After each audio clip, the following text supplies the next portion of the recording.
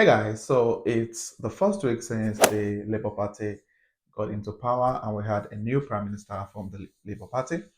And since they got into power a couple of days ago, their new UK Prime Minister has made an announcement on some of the changes they plan to implement in the next couple of weeks, next couple of months. And it's really important that we as immigrants keep ourselves up to date with some of these changes and get to know how some of those changes would affect us as immigrant working or studying in the United Kingdom. So basically, this video is going to be around sharing the new announcement made by the new UK Prime Minister around the NHS and immigration and work and employment rights, just to mention a few, and how all of these changes will affect you and I as immigrants living and working in the United Kingdom. So if this is something you'd like to know more about, don't go anywhere, keep watching to the end. And if you're coming across my channel for the first time, do well to hit on the subscribe button below to join the amazing growing family. And my returning subscribers, you guys are amazing. Thank you for being here. I really do appreciate you guys. So without further ado, let's get right into the video.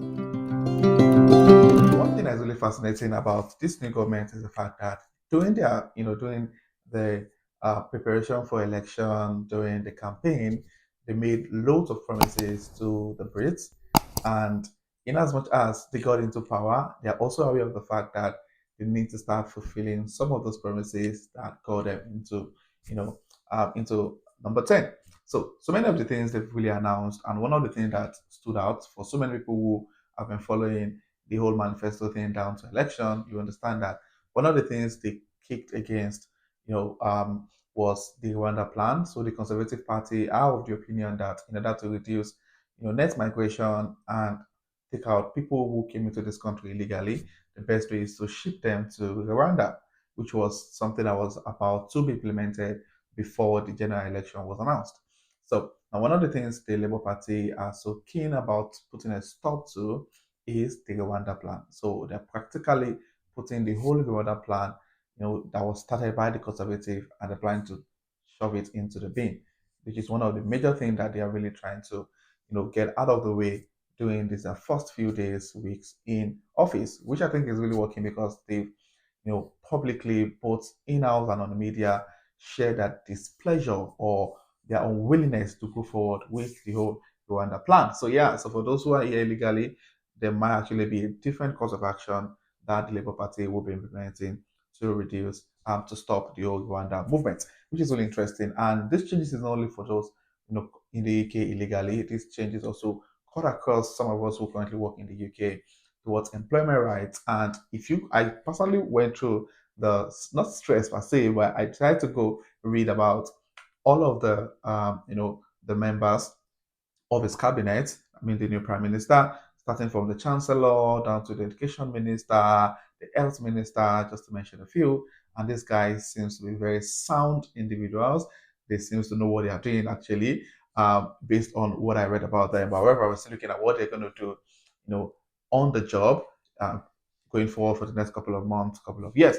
Now, if you read through some of the things that some of the ministers are beginning to implement or propose, for example, the education minister promised that she will be meeting with stakeholders and unions this week, and this was stated on the Department of Education website.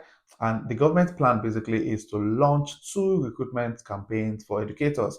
Every lesson shapes a life, and share your skills, as they aim to meet their target of hiring 6,500 more teachers. So if you're in the UK as an immigrant and you're thinking of transiting, or you want to transition into the teaching profession, there are actually going to be opportunities, as there's always been opportunities for those who would like to be a teacher, especially in STEM.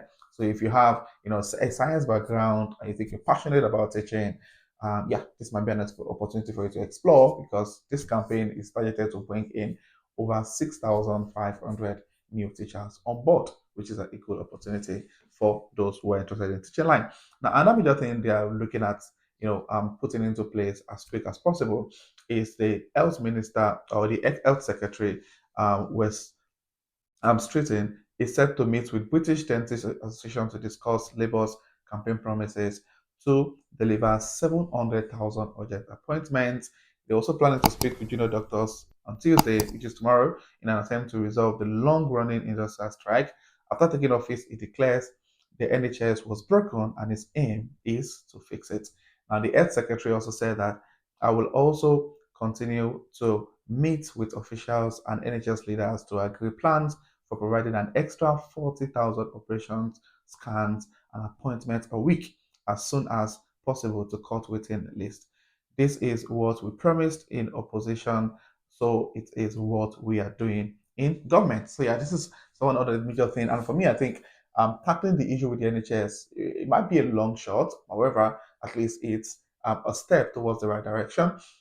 Putting plans to ensure that waiting list is reduced. Honestly, I had someone who had a very major health issue, and the person got to the emergency department, one of the major hospitals around here, and he was there from about 10 p.m. and nobody attended to him. They didn't call his name until close to about 7 a.m. the following morning. So the waiting list in the NHS here in the UK is ridiculous. However, if the Labour Party is planning to make some changes on this, it's definitely a good step towards the right that is towards the right direction. Now, another major important thing that the Labour Party is committed to changing is around the um, employment rights. So the Labour government is planning to ban contracts that provide no guarantee of work, known as a zero-hour contract, although it has been reported that this would not be a total ban and would allow workers to remain on zero-hour contracts in certain circumstances.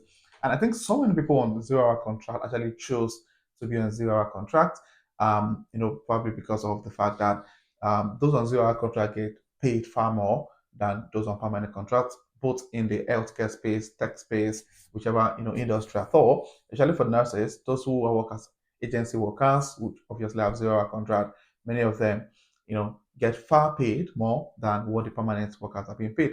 So I think the choice of getting a zero-hour contract is an individual preference, not the employers forcing people to take zero-hour contracts. However, I understand the whole idea is just to make sure that employees are not being exploited. They're also ensuring that workers have the right to a contract that reflects the number of hours they regularly work based on 12-week reference period and a reasonable notice if any change in shifts or work time with compensation that is proportionate to the notice given for any shift cancelled or curtailed, which is a good idea. And Labour Party being Labour Party, it's important to know that they are definitely going to, prioritize, the workers, the laborers, basically. However, there's been a lot of, news going around that there's possibility that Labour Party might increase tax. We haven't seen any sign of this yet. Finger crossed, we get to see what's going to happen in the next couple of weeks, a couple of months, as regards probably their plan to reduce to increase tax. Another thing they're also planning to do is for national minimum wage. At the moment, the national minimum wage is cut across different age brackets.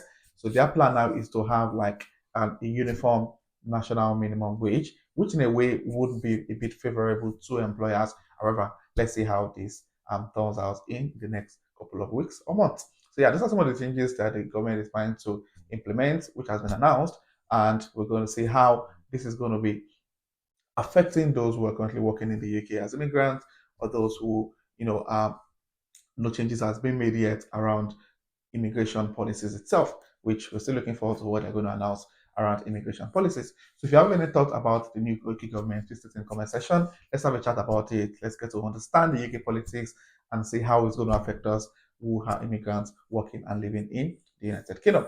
I hope you find this video insightful or resourceful. If you do, please click on the like button. If you have any question, please state in the comment section.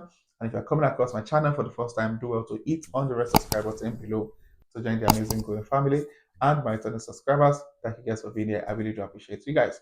So this will be the end of this video, and I'll see you guys in my next video. Thank you.